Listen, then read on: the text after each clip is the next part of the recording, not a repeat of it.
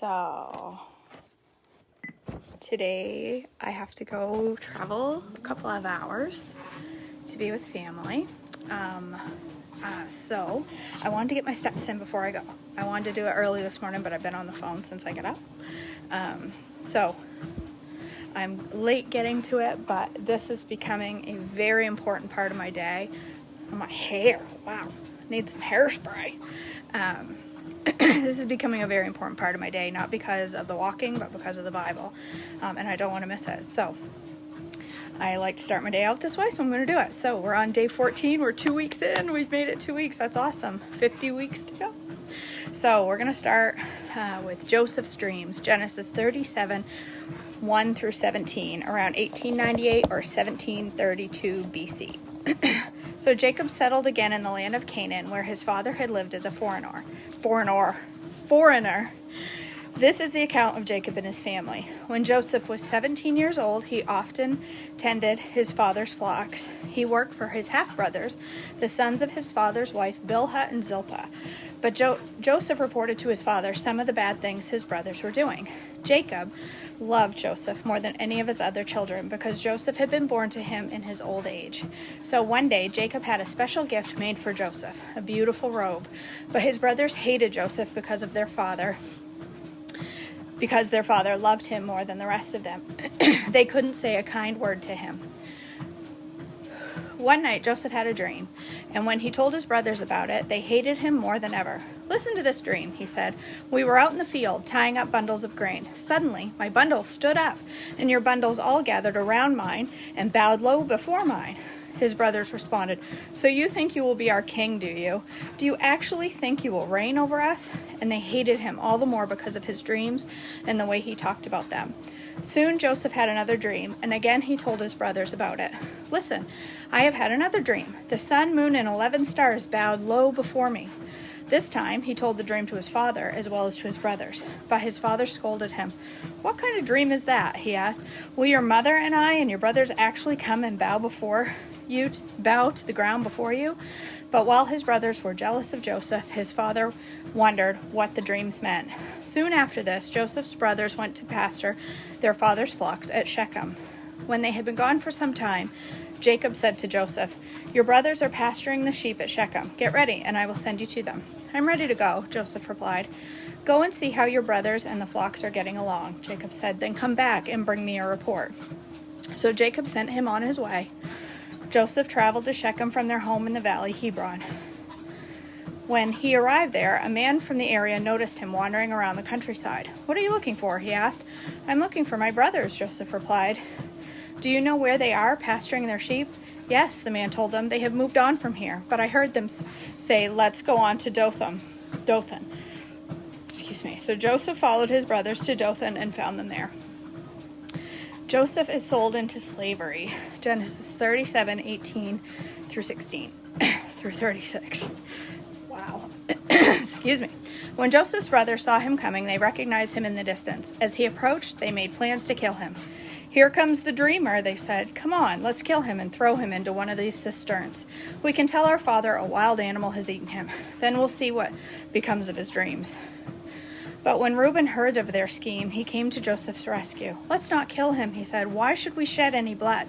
Let's just throw him into this empty cistern here in the wilderness. Then he'll die without us laying a hand on him." Reuben was secretly planning to rescue Joseph later and return him to his father. So when Joseph arrived, his brothers ripped off his beautiful robe he was wearing. Oh, I can't turn the page. Come on. Then they grabbed him and threw him into the cistern. Now the cistern was empty. There was no water in it. Then, just as they were sitting down to eat, they looked up and saw a caravan of camels in the distance coming toward them. It was a group of Ishmaelite traders taking a load of gum, balm, and Aramaic resin from Gilead down to Egypt. Judah said to his brothers, "What will we gain by killing our brother? We'd have to cover up this crime. Instead of hurting him, let's sell him to those Ishmaelite traders. After all, he is our brother, our own flesh and blood." And his brothers agreed. So when the Ishmaelites, who were Midianite traders, came by, Joseph's brothers pulled him out of the cistern and sold him to them for 20 pieces of silver. and the traders took him to Egypt. Sometime later, Reuben returned to get Joseph out of the cistern. When he discovered that Joseph was missing, he tore his clothes in grief. Then he went back to his brothers and lamented, "The boy is gone. What will I do now?" Then the brothers killed a young goat and dipped Joseph's robe in its blood. They sent the beautiful robe to their father with this message, "Look at what we found. Doesn't this robe belong to your son?" Their father recognized it immediately. "Yes," he said, "it's my son's robe. A wild animal must have eaten him. Joseph has clearly been torn to pieces." Then Jacob tore his clothes and dressed himself in burlap.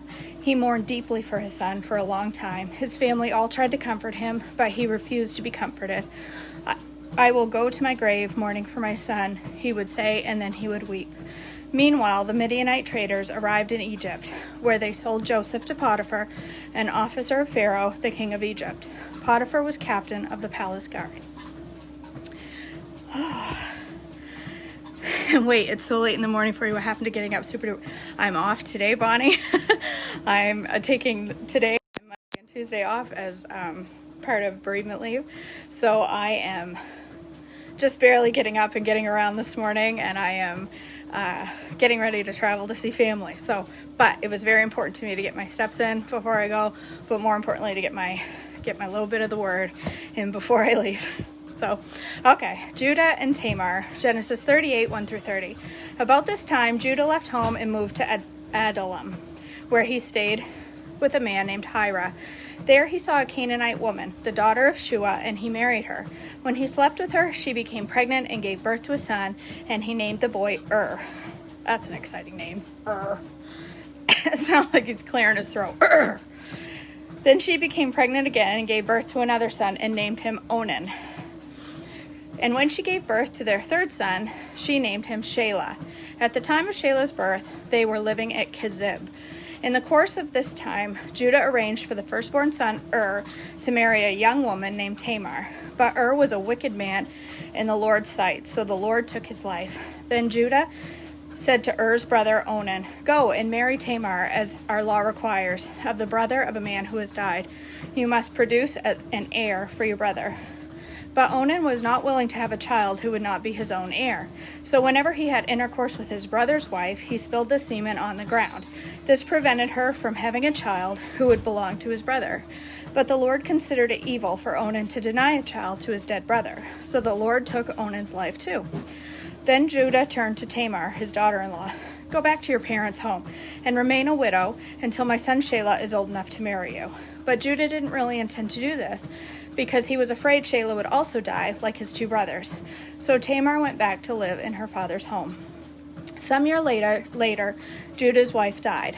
After the time of mourning was over, Judah and his friend Hira the Adullamite went up to Timnah to supervise the shearing of his sheep. Someone told Tamar, "Look, your father-in-law is going up to Timnah to shear his sheep." Tamar was aware that Shelah had grown up, but no arrangements had been made for her to come and marry him. So she changed out of her widow's clothing and covered herself with a veil to disguise herself. Then she sat beside the road at the entrance of the village of Enaim, which is on the road to Timnah. Judah noticed her and thought she was a prostitute, since she had covered her face. So he stopped and propositioned her. "Let me have sex with you," he said, not realizing that she was his own daughter-in-law. "How much will you pay me to have sex with me?" Tamar asked. Skin racy.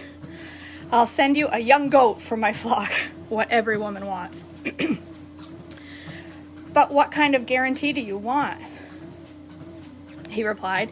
She answered, "Leave me your identification seal and its cord and the walking stick you are carrying." So Judah gave them to her. Then he had intercourse with her, and she became pregnant. Afterwards, she went back home, took off her veil, and put on her widow's clothing as usual. Later, Judah asked his friend Hira the Adullamite to take the young goat to the woman and to pick up the things he had given her as his guarantee. But Hira couldn't find her, so he asked the men who lived there, "Where can I find the shrine prostitute who is sitting beside the road to the main entrance of Enaim?" "We've never had a shrine prostitute here," they replied. I get a tickle on my nose. So Hira returned to Judah and told him, "I couldn't find her anywhere. The men of the village claim they have never had a shrine prostitute there." Then let her keep the things I gave her," Judah said. I sent the young goat as we agreed, but you couldn't find her. We'd be the laughingstock of the village if I went back again to look for her. About 3 months later, Judah was told, Tamar, your daughter-in-law, has acted like a prostitute, and now because of this, she's pregnant. Bring her out and let her be burned, Judah demanded. But as they were taking her out to kill her, she sent this message to her father-in-law. The man who owns these things made me pregnant. Look closely. Whose seal and cord and walking stick are these? Judah recognized them immediately and said, She is more righteous than I am, because I didn't arrange for her to marry my son Shelah. And Judah never slept with Tamar again. I have a hair or something on my face making me tickle. When the time came for Tamar to give birth, it was discovered that she was carrying twins. While she was in labor, one of the babies reached out his hand. The midwife grabbed it and tied a scarlet string around the child's wrist, announcing, This one came out first. But then he pulled his back in his hand and came out, and out came his brother. What? The midwife exclaimed. How did you break out first? So he was named Perez. Then the baby with the scarlet string on his wrist was born, and he was named Zerah. Descendants of Judah, 1 Chronicles 2, 3-6. Judah had 3 sons from Bathshua, a Canaanite woman. Their names were Onan, and Shelah. But the Lord saw the eldest son, was a wicked man, so he killed him. Later, Judah had twins from the son Tamar, his widowed daughter-in-law. Their names were Perez and Zerah. So Judah had 5 sons in all. The sons of Perez were Hezron and Hamul. The sons of Zerah were Zimri, Ethan, Heman, Calcol, and Darda, 5 in all. 1 Chronicles 2:8 says, The son of Ethan was Azariah. Joseph in Potiphar's house, Genesis 39, 1-18. When Joseph was taken to Egypt by the Ishmaelite traders, he was purchased by Potiphar, an Egyptian officer. Potiphar was the captain of the guard for Pharaoh, the king of Egypt. The Lord was with Joseph, so he succeeded in everything he did as he served in the home of his Egyptian master. Potiphar noticed this and realized that the Lord was with Joseph, giving him success in everything he did. This pleased Potiphar, so he soon made Joseph his personal attendant. He put him in charge of the entire household and everything he owned. From the day Joseph was put in charge of his master's household and all of his property, the Lord began to bless Potiphar's household for Joseph's sake. All of his household affairs ran smoothly, and his crops and livestock flourished. So Potiphar gave Joseph a complete administrative responsibility over everything he owned. With Joseph there, he didn't need to worry about a thing, except what kind of food to eat. Joseph was a very handsome and well-built young man, and Potiphar's wife soon began to look at him lustfully. Come and sleep with me, she demanded. But Joseph refused. Look, he told her, my master trusts me with everything in this household. No one here has more authority than I do. He has held back nothing from me except you, because you are his wife. How could I do such a wicked thing? It would be a great sin against God. She kept putting pressure on Joseph day after day, but he refused to sleep with her, and he kept out of her way as much as possible. One day, however, no one else was around when he went in to do his work. She came and grabbed him by his cloak, demanding, Come on, sleep with me. Joseph tore himself away, but he left his cloak in her hand as he ran from the house. When she saw that she was holding his cloak and he had fled, she called out to her servants. Soon all the men came running. Look, she said, my husband has brought this Hebrew here. Look, my husband has brought this Hebrew slave here to make fools of us. He came into my room to rape me, but I screamed. When he heard me scream, he ran outside and got away, but he left his cloak behind with me. She kept the cloak with her until her husband came home. Then she told him her story. That Hebrew slave you've brought into my house has tried to come in and fool around with me, she said, but when I screamed, he ran outside, leaving his cloak with me. Joseph is put into prison, Genesis 39, 19-23. Potiphar was furious when he heard his wife's story about how Joseph had treated her. So he took Joseph and threw him into the prison where the king's prisoners were held, and there he remained. But the Lord was with Joseph in prison and showed him his faithful love.